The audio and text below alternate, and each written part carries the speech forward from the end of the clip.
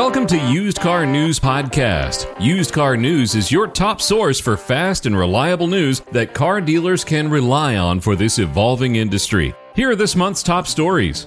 Industry reacts to Trump tariff gambit. State lawmakers target voluntary protection products. Dealers must use caution in online advertising and social media. But first, we sit down with Jake Frank, CEO and founder of Passtime. Welcome, everyone. This is Jeff Bellant, managing editor of Used Car News, and this is the Used Car News Podcast. This month, we have a special guest, kind of a long-time person, been connected with Used Car News. I mean, we've seen him and spent time with him throughout the years at the conferences. And this is Jake Frank, CEO and founder of Passtime. Welcome, Jake. Thanks, Jeff. Glad to be here. Oh, glad to have you here. Yeah, and anybody who's in the used car business, or anybody, of course, anybody connected to buy here, pay here, knows Passtime and knows Jake, either on the road or just through their product. So just let people know, we're going to start a little bit with a quick kind of evolution of Passtime and this whole starter interrupt or payment protection device product, if that's good.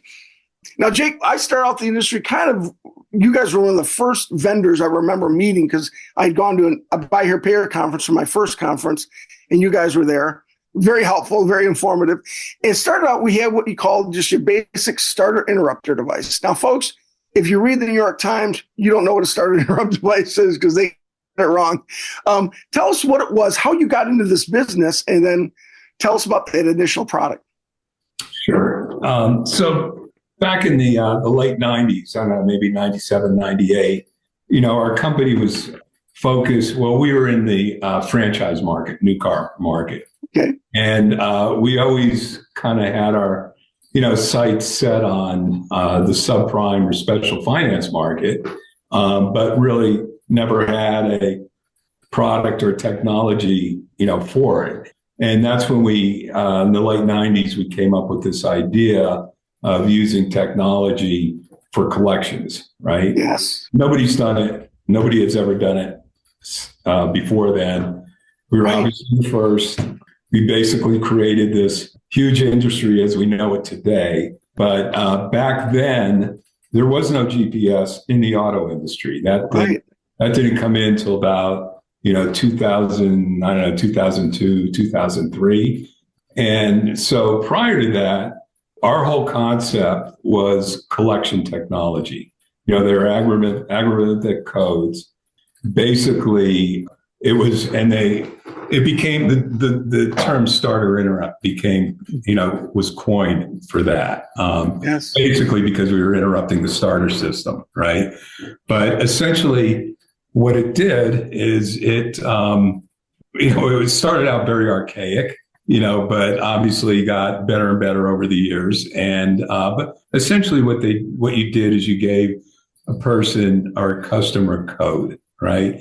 Whether it's for a month, biweekly, or monthly, depending on whatever their payment period was. And everything was automated. We still use it today, right? Everything is automated. And so the collectors did not have to, instead of the collectors calling the consumer, it changed that whole model of now the consumers were contacting calling the collectors because, like I said, it was automated. They were given grace periods. If it was a 2-week payment period and after 14 days they didn't make a payment, they would automatically get a signal every time they start the car that they're in their grace period. That triggered them to call the collector. And it's amazing, what a great job. I mean, we would get delinquencies from 35% down below 5%, right? Yes. And it just changed that whole dynamic. And this way, the collectors, it obviously reduced the amount of collectors you needed. They didn't have to constantly every day see who's in default or who's in the grace period. The technology did it for them, right? And, so that's where we started. And in my opinion, that's probably if I had a buy here pay here dealership or finance company, that's the technology I would use, right? What I like about it is it's not, you're behind payments or whatever. You don't want somebody bugging. It's a little embarrassing, or it gives just a little signal, a little update. And like you said, not just for the collector side, but for the consumer side, okay, it's reminding me I have this payment down. And then also part of it is it helps a dealer decide I'm gonna give a loan. If a buy here pay here guy, I'm gonna give a loan to this customer because I know I can put this product in to help me with collections. Yeah, no, I mean, it was a grassroots effort when we did it. I mean, we went to Ken Shilson's first bike convention in Reno, Nevada. I think it was in 1998 or something. Wow. And, the response that you would get from people, basically you can do that. They thought it was very amusing. But they weren't sure it was legal or this and that. So it took a while, to catch on. So it was slow to get developed, but shortly then after it took off. And then then you had the advent of GPS coming in 2002, 2003. And let me hold off for one second on that. I remember though, my first conference was a Shilson one where Mel Farr was there. Mel Farr, Detroit guy, and he was actually played football at Michigan. He was Detroit Lions Rookie of the Year.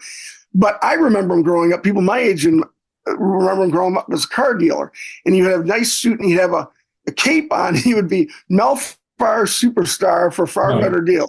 And he was the one, I guess it was his court case that helped pave the way for the legality of the starter up. And so people understand, like I said, I make fun of the New York Times. The starter interrupt, what it does is if it gets to the point where the customer hasn't paid and they've gone past the grace period, what it signals to them is the next car is not going to start. And there's still ways for them to call the dealer and fix that. But people would say, oh no, it stopped your car in the middle of the road. It doesn't do that. It just really had a way to keep the customer safe, but also to be able to collect money. Correct. Yeah. And we built safety and we had emergency codes as we still. Right. Yeah. If somebody was desperate and they say it's somebody, a woman has to go somewhere, pick up her kid or whatever, you can give her that grace. They had emergency codes that they could use. Hell, we even included an anti-theft security system in those. Yes. But are you from Michigan originally? Yes. We're in the Detroit area. So I'm a little older than you, but I grew up in northeastern Pennsylvania. But oddly enough, when you brought up Mel Farr, for some reason I was a Detroit Lions fan. Really? All right. In the Northeast.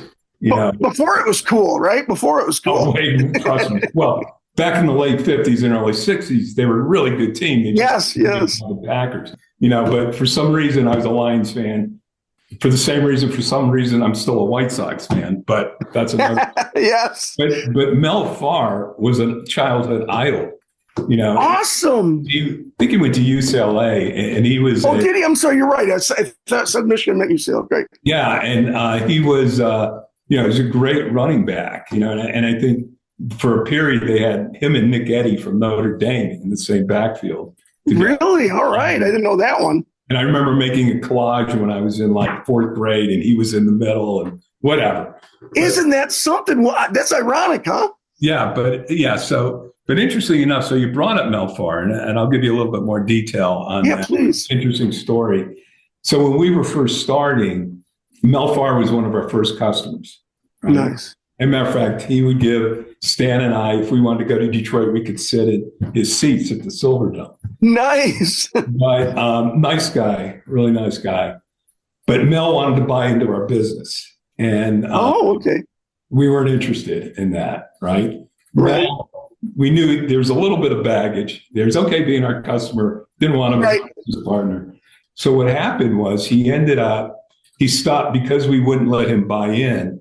He ended up going to our main competitor at the time, which was On Time, who are no longer right on time. And so he invested with On Time, and they basically took our technology, stole our technology, but instead of a starter interrupt, they had an ignition interrupt. So if it were to time out like it was supposed to, since it's ignition and you have constant power, it will turn off the car while it's going down the road. And that's what happened. And I did not realize that. That's where the lawsuit came in, right? I got you. I did not realize. Then Mel, they caught up with Mel with some other Right. doing, and I think that led to his downfall then. But yeah, that's how. And remember, we didn't even have liability insurance at the time. Right? Oh my goodness! And we were doing great, and then boy, our business took a hit. We were a small company back then, but you live and you learn. Got our general liability insurances and that. Awesome, but I like that extra little background. And what a coincidence! You're Mel Farr fan. That's great. I was a little younger, so yeah, that's great. Competition is fierce in the used car arena, so how can you ensure that your pre-owned inventory stands above the rest? Success starts with the quality of your leads. Auto Trader for Independents offers products that help drive high-quality leads for independent dealers like you. President Donald Trump launched new reciprocal tariffs, including a 10% baseline on various countries, following earlier 25% tariffs on auto imports. The move, dubbed Liberation Day, aims to counter foreign trade restrictions, but has drawn criticism from the auto industry.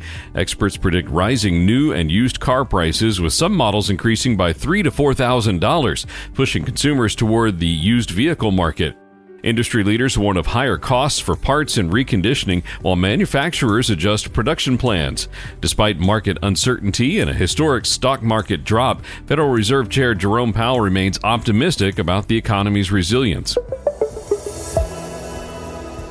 With regulatory oversight shifting from federal to state levels, consumer financial services, including auto dealers and financial providers, face increased scrutiny.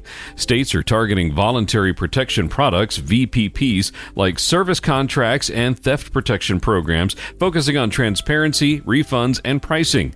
California's CARS Act sets a precedent for stricter regulations, while other states like Michigan, Colorado, and New York propose laws addressing refunds, junk fees, and expanded oversight. Compliance is critical as states refine their approach, emphasizing transparency and consumer protection. Industry players must proactively adapt to avoid enforcement actions and maintain competitiveness in this evolving landscape. Auto dealers face significant risks when compliance and advertising intersect, as highlighted in a recent webinar by Terry McCauley and Steve Levine. They emphasize the importance of adhering to federal and state regulations, especially with the FTC's focus on the industry. Key concerns include proper disclosure of finance terms, compliance with state-specific laws, and managing social media content posted by employees. Mistakes in advertising, such as misrepresenting prices or violating platform policies, can lead to legal issues, account suspensions, or even class action lawsuits. Dealers must implement strict policies, provide employee training, and work with reputable ad partners to mitigate risks. So now the next step is GPS, which is obviously really huge. Yeah, so when GPS first came in, like I said, early 2000s, it was analog, right? Very expensive, very undependable. I don't know 2006 maybe it became digital, right? 2006, 2007, much more reliable and very reliable, obviously, today. The general opinion is that GPS is a cure-all for everything for collections, right? Mm-hmm. And it's not. It's a repossession tool, right? Yeah, I was going to say that's what I hear about dealers is that it's more about finding the car. Yeah, and you don't, if you gave your dealer an option, do you want your asset back or do you want to keep the payments coming? They want the payments coming. Yes. Once they repossess a car, you've lost the customer for life and you're not getting any more payments, right? Yes. The key in my mind is keeping him in the car, and that's what this automated collection technology did and still does today. But, but to give you an example, obviously back then it was 100% of our business. Now, GPS is probably 75 to 80% of our business. Encore, our wireless piece, which we'll talk in a little bit, is 75 to 80%.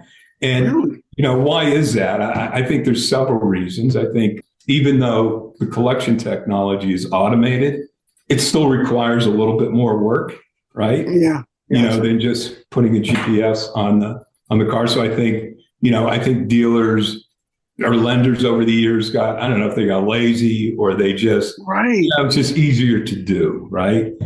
That's one aspect. I think the other aspect why I see more GPS is from a legal standpoint, right? They're concerned about, getting sued, right? Right. No, that's true. That's true. I can't tell you how much money I spent with Hudson's company, and Yeah, it's a cook, right? other attorneys to make sure that we adhere to all local, state, federal. Holy smokes! Yes, boy, that is regulations. So there's no problem. But I understand that, right? yeah. Nobody wants a lawsuit on this. So I think there's a little bit of paranoia for that. So I think they're willing to give up, a little bit of collection competency, for lack of better terms, to go to GPS, right? And just GPS. Now, obviously, our products, even our collection technology, we have GPS in them, so you have the best of both worlds.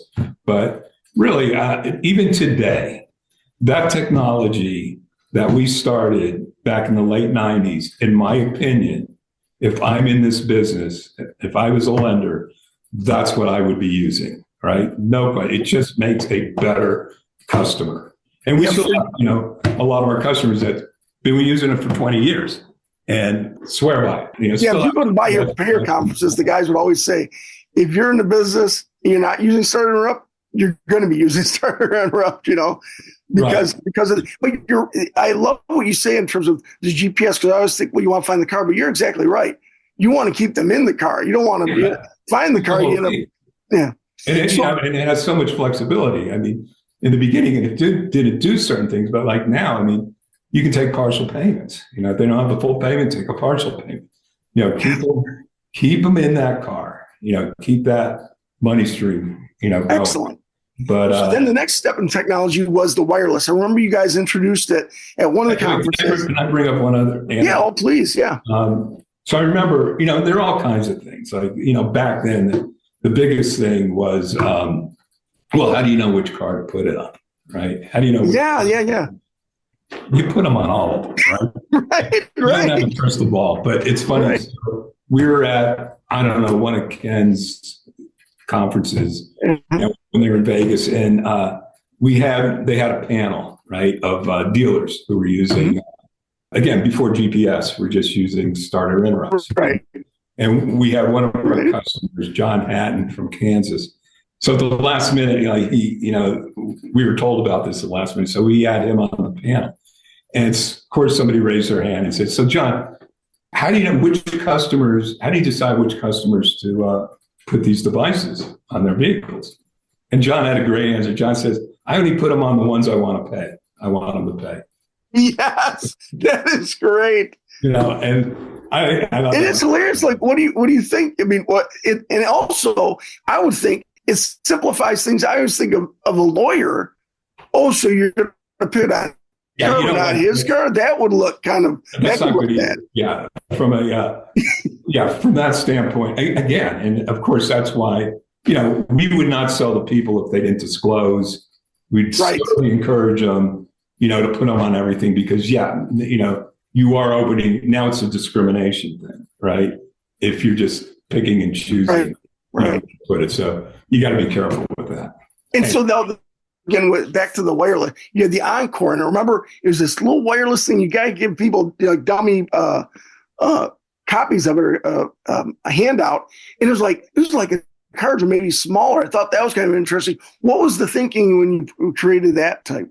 What, our wireless piece? Yeah. Well, look, for years, customers are always, wanting, hey, do we have to hook it into power? Can't you, there's always a concern for tampering, right? They want to, you can always trace the wire back.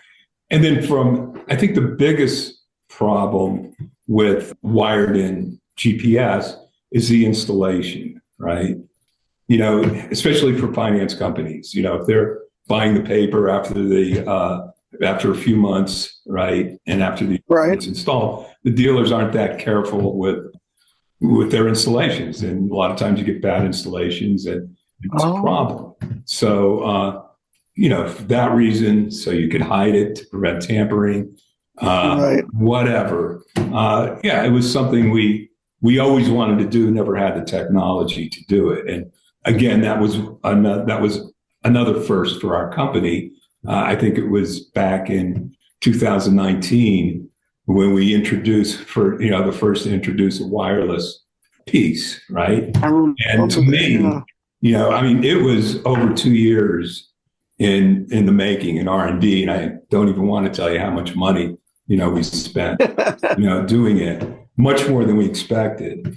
And, but, we finally got it to market, and it's just, I knew right at the beginning, this is just going to revolutionize the industry.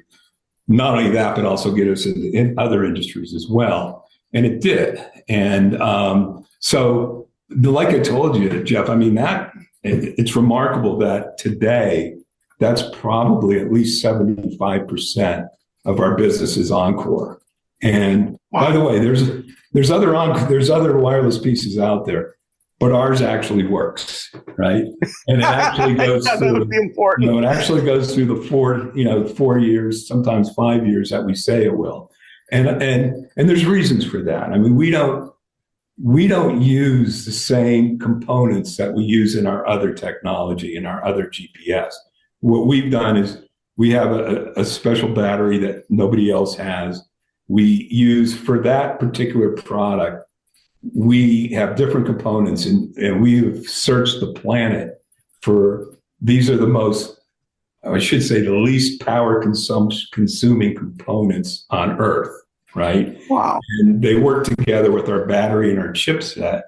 And I think that's why we're so successful with it. And not only that, but it's very small. It's half the size as anybody else's, right? Yeah, yeah. You really can. It's not a brick. We're not just adding a battery to the same old technology that we had. And no. Yeah, you can hide it in your hand. You got small hands, Yeah, you can hide.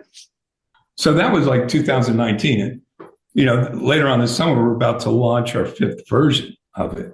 And each time that's what I wanted to get to. Yeah, for sure. It's better and better. We make more and more improvements.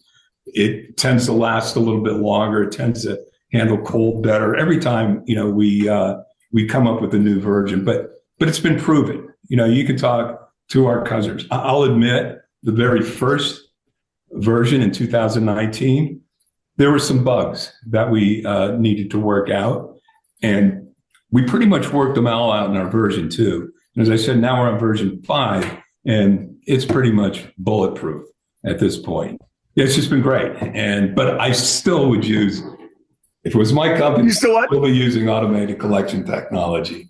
Yeah, yes. Listen, people, dealers, listen. Guy's got a lot of experience. He's talked to a lot of dealers. I'm just a GPS provider. You guys know your own business better than I do.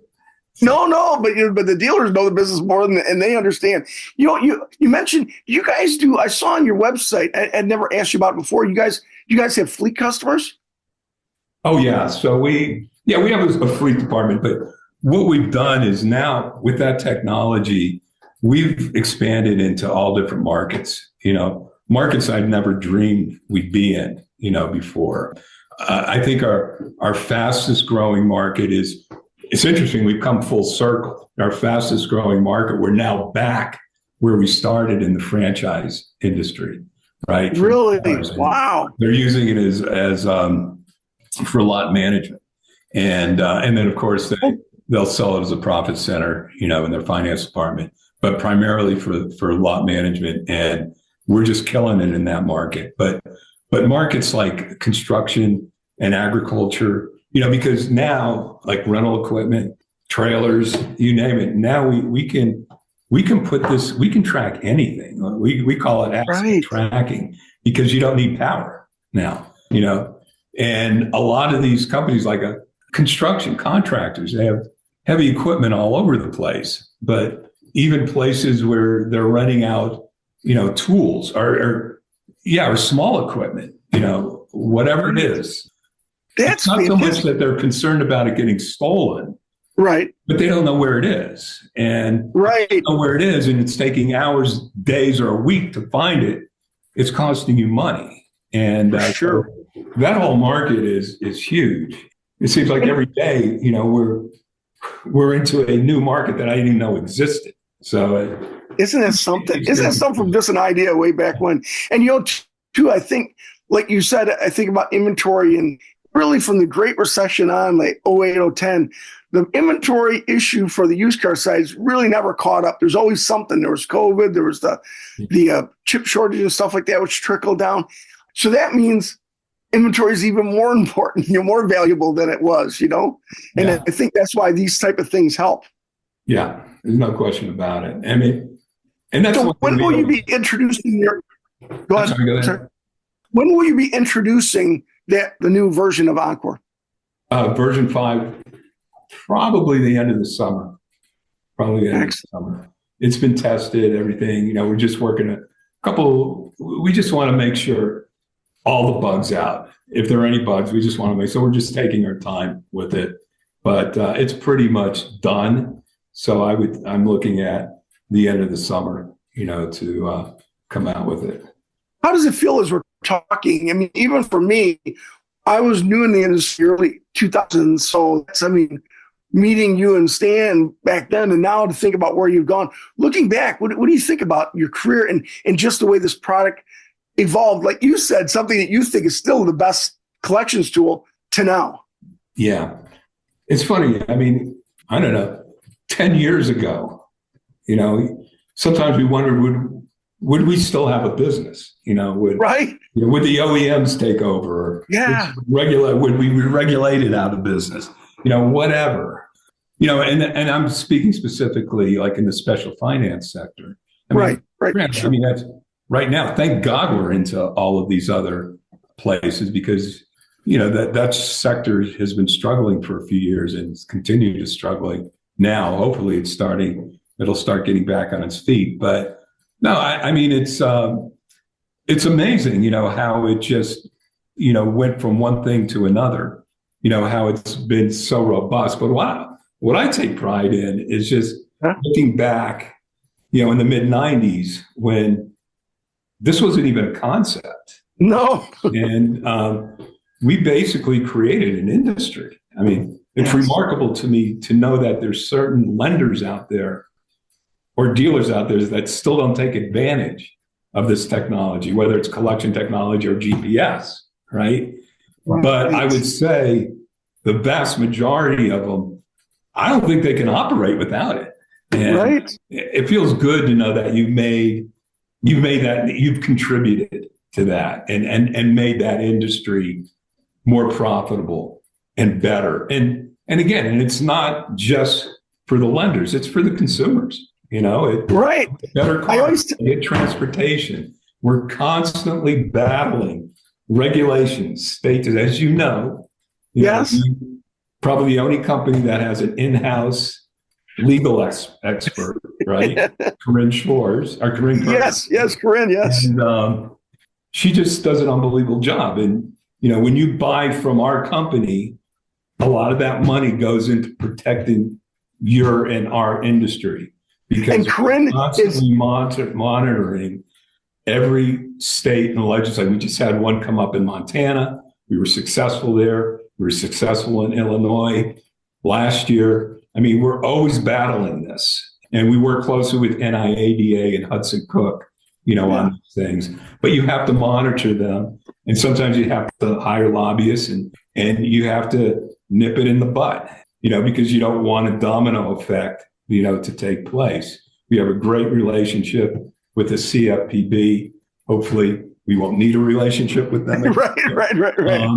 And the FTC, we meet with both of them several times a year. They respect us.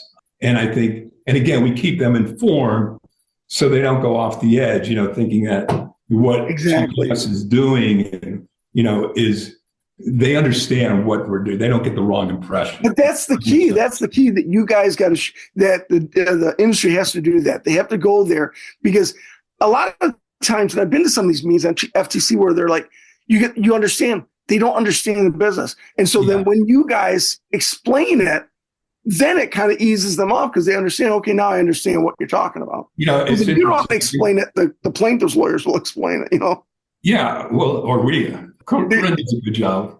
Yes. And Corinne Schwartz from your company has been great because, like you said, I think you said, I'm glad you mentioned it, that I think I served on a panel with her once where she is locked into not just promoting your business, but locked into every state so that the industry knows what's going on and what the regulators are looking for. Absolutely. She's well respected, in our industry and with the agencies, right? Different states and even on the federal level. But, I'll give you a perfect example. Like one of the things that comes up, like, that was perfect. I think in a lot of states, some of them want to get rid of the collection tech on start or interrupt, right? Mm-hmm. And they think that's too obtrusive to the consumer. And so many times, as when politicians come up and try to regulate something, they're hurting the people they're trying to help. Yes, absolutely. And I think in this case, I give them the example. Okay, so you want to do away with start or interrupt, right? You don't want to be able to shut the customer's car down. Mm-hmm. So what's the alternative? So let's just say you have person, he's in default, he or she is in default, and they're out, let's just say they're a Target.